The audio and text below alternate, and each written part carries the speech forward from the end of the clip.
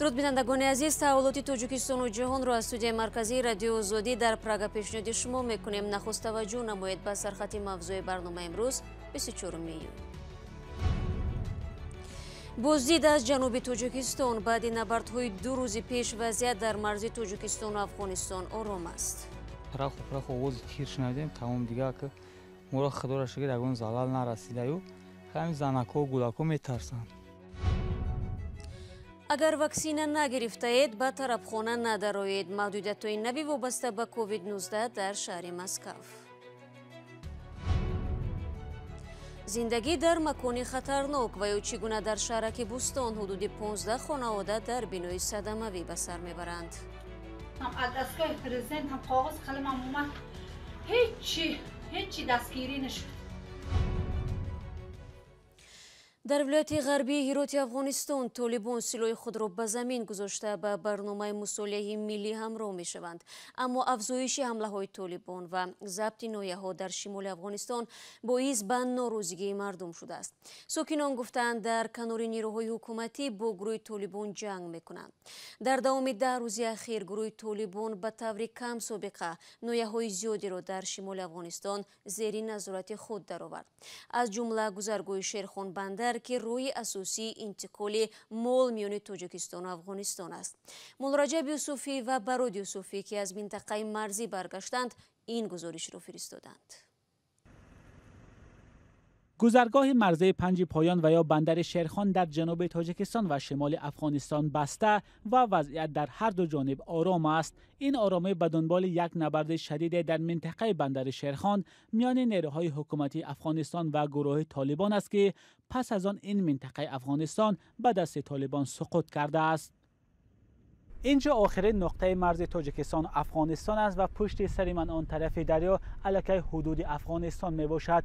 2 روز پیش در آن طرف مرز گروه طالبان و نیروهای افغانستان یک درگیری شدید داشتند و بیش از 100 نفر از سربازان قوای مسلح افغانستان مجبور شدند که بعد از درگیری با طالبان به طرف تاجیکستان گذرند. تا جایی که ما کار میکنیم پولیا باس تیری دایدو با بولی سرمون اومد زیاد اومد تیری دایدو که از چیرا حکومتی افغانستان که زور شونه هستن بعد بالای موست که اومدن بالای موست با زخمی شدن نه شنبه رویشون کردن با ماشین برکش کلان.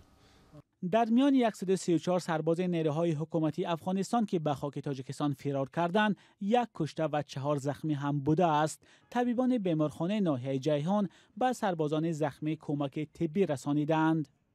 بریگاد تیبی رو روانه کردیم به جای حادثه. همه 4 نفر رو معاینه نمودن. اون 4 نفر 2 نفرش احتیاج به خدمت رسانی تیبی سطحی هسپیتالی داشتن. طبیبان اونها رو با هم قاعده های به خطری ضد اپیدمیکی و بیمارخانه مرکزی ناحیه دسترس کردن. ما زخم بندی کردیم و برای تو سپارش های آینده راهبریت و یا در سطح بیمارخانه منطقوی ما بستری کرده شدگی هستند. حالت چون امروز به هست. 2 سرباز نیروهای مسلح افغانستان که روز گذشته در مناقشه با گروه طالبان مجروح شده بودند در اینجا در مرکز سلامتی دهه تلمن ناحیه جیهان بستری شدند. وقتی ما به اینجا آمدیم پزشکان به ما اجازه صحبت با این سربازان را ندادند و گفتند که وضع سلامتی آنها خوب است. سربازان دیگر نیروهای حکومتی افغانستان که وارد خاک تاجیکستان شده بودند به گفته شاهدان بعد از 1 روز مراقبت از مرز با ماشین‌های بارکش به سمت دوشنبه برده شدند. برخی شاهدان گفتند که باید آنها را از دوشنبه با طیاره به کابل رسانند، ولی در مرز با افغانستان در 5 پایان به جز راننده‌ها و ماشین‌های بارکش کسی روان نمی‌کرد. ما از رایون یوون سیمنت آوردیم، سیمنت خواکسین اکسپرتاز بندر آوردیم که همجا راست دیگه بینه تلاطم شد، جنگ شده با گمروهی ها محکم شد، سیمنت قطعی همینجا موندیم. اینه صدای تیر و تفنگ در آن سوی مرز ساکنان دهه سریپول ناحیه جیهان نزدیکترین دهه به مرز افغانستان را سخت ناراحت کرده است. آنها میگویند هیچگاه چنین تیرپرانه در مرز افغانستان در این منطقه را نشنیده بودند. همین آوازا و ترخ و پرخ آواز تیر شنیدیم. تمام دیگه که ما را خدا را شکر اگون زلال نرسیده و همین زنکا و گولکا میترسند. حالا سرنوشت سربازان نیروهای حکومتی افغانستان که به خاک تاجیکستان فرار کردند معلوم نیست. دقیق نیست که آنها را به کشور خودشان فرستادند و یا نه، اما گذرگاه مرزی 5 پایان که یک راه مهم انتقال مال و کالا برای تاجیکستان افغانستان است، بسته است و حرکت ماشین ها در مسیر راه به سوی این گذرگاه کاملا قطع شده است. مولا رجب یوسفی، برات یوسفی، آزادی جیهان. بینندگان عزیز، ما وضعیت افغانستان را همواره پیگیری داریم و اگر خبری در این زمینه شد حتما برایتان میرسونیم. گزارش‌های بیشتر در این موضوع را میتوانید در وبسایت رادیو آزادی و هم صفحه ما در یوتیوب تماشا کنید.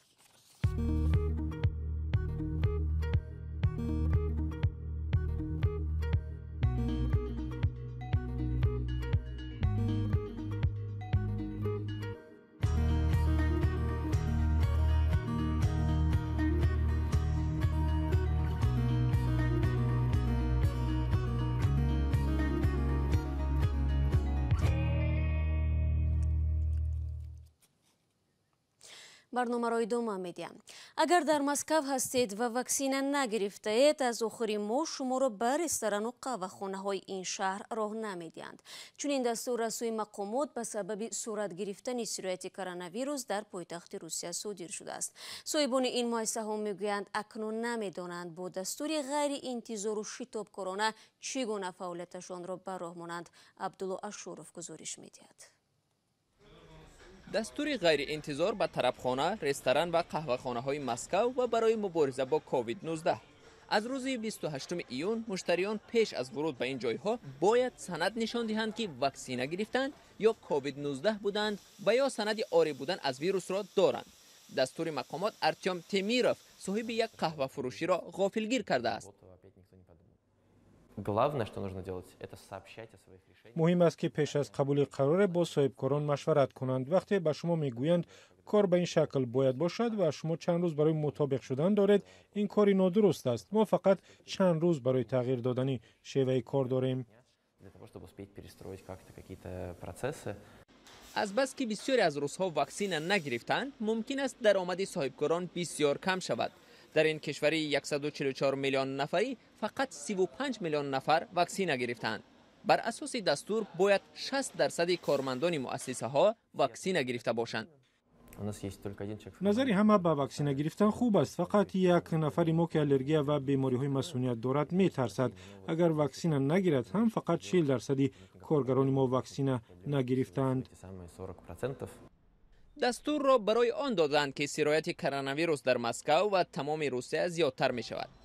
طربخانه و رستوران های مثل این در روسیه عذاب می کشند چون درآمدشان کم شده است. باید درشان را تا ساعت 11 ببندند. ما طربخانه داریم، محفل ها برگزار میکنیم. البته مردم میخواهند نه روز بلکه شب خرسندی کنند. به وضع مالی ما تأثیری بد گذاشت. مردم بسیار میپرسند که ساعت های کاری کی تمدید میشوند، ولی متاسفانه نمیشود. بر اساس دستور نو طربخانه ها حق دارند تا دیر باز مانند به شرطی که مزاجانشان واکسین گرفته باشند. ما این پیشنهاد را نپذیرفتیم چون که اگر قبول میکردیم باید تمام روز آنهایی را راه میدادیم که واکسین گرفتند. از بس که تعداد واکسین گرفته ها کمند، برای کار ما بی‌ثمر است. مقامات مسکو میخواهند واکسین زنی را سرعت بخشند. بر اساس امرهای نو فقط واکسین گرفته ها حق دارند برای معاینه های عادی به شفاخانه روند، اما قبول گرفتاران سرطان و بیماری های سخت در شفاخانه ها به محدودیت و حتمی است. سلام، اگر خط و خبر میخواهید ما داریم. نوید بامدادی، سرخط خبرها، اخبار تاجیکستان و جهان، گزارش ها و تحلیل ها. چی میگذرد و چرا؟ دانستن فهمیدن است. زمینه یا اپ ما را بگیرید.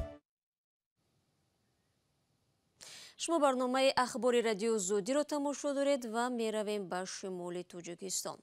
چندین خانواده در مرکز نویه مسچو در بینوی زندگی دارند که هر لحظه می تواند به سرشان چپه شود. بینو در حال صدمه‌آوری است ولی ساکنان امکان تعمیر آن یا کوچیدن به جای دیگر را ندارند. فرزان محمدی میگوید حالا این عائله ها را که اساساً کم بضاعت هستند حس ناامیدی و ترسی در کوچه ماندن فرا گرفته است. در این بینایی که در حالت صدمه‌آوری است حدود 15 خانواده زندگی میکنند. این بینای 4 آشانه در نتیجه زمین لرزه و برف و بارانهای شدید به این حال آمده است.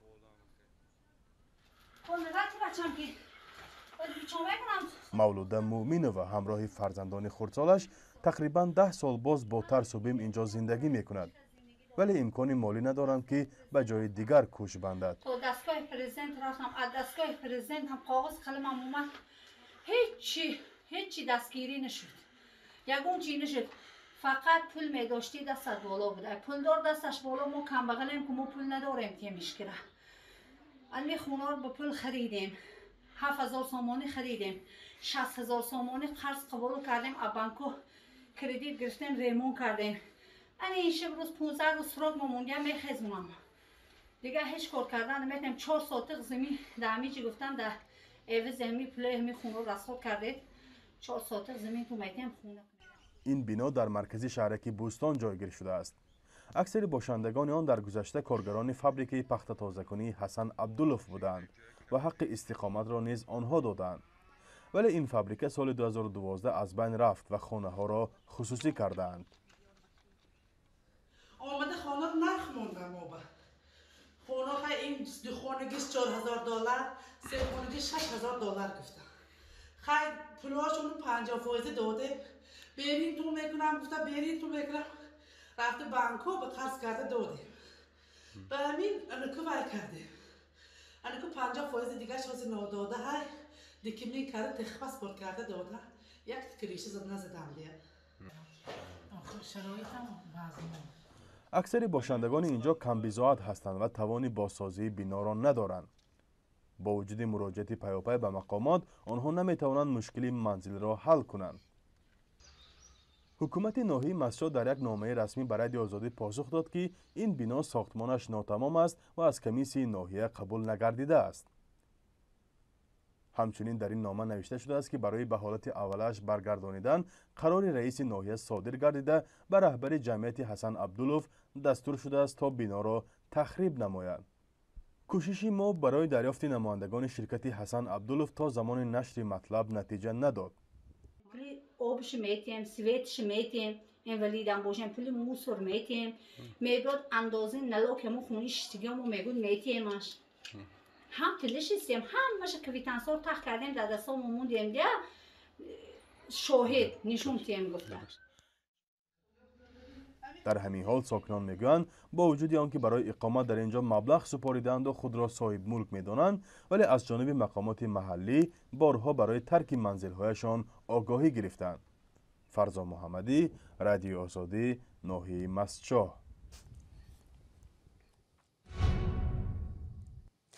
пайвандони Мейроншо Ҷумаев, корманди милисие ки моҳи феврали имсол аз сири сило дар бинои пулиси ноҳияи 5 ҷонбохт ба марҳилаи назоратии додгоҳи вилояти Хатлон шикоят бурданд. онҳо талаб карданд ки ҳукми додгоҳи 5 ва таъиноти зинаи кассатсионии додгоҳи Хатлон бекор карда шавад. додгоҳи вилояти Хатлон 9 июн шикояти наздикони афсари кушташударо рад карда ҳукми додгоҳи зинаи аввалро бетағйир гузошт. додгоҳи 5 Насим Амирзода муттаҳами аслӣ дар парвандаро барои куштор аз беэҳтиётӣ гунаҳгор дониста ӯро ба 3 соли ҳабси сукунатӣ ва пардохти 100 000 сомонӣ ба пайвандони афсари кушташуда маҳкум кард. пайвандони Мейроншо Ҷумаев ҳукми додгоҳи зинаи аввалро ноодилона хонда бозбинии онро талаб доранд. бинандагони азиз, вақти барномаи ахбори озодӣ инҷо ба поён мерасад. ташаккур аз шумо ки то ин лаҳзаҳо бо мо будед. хабару гузоришҳои дигарро дар сомонаи радиои озодӣ метавонед пайдо кунед. ёдатон наравад ки фардо ҳамаи шуморо бо хабарҳои тоза мунтазир хоҳем буд. худро эҳтиёт кунед ва худо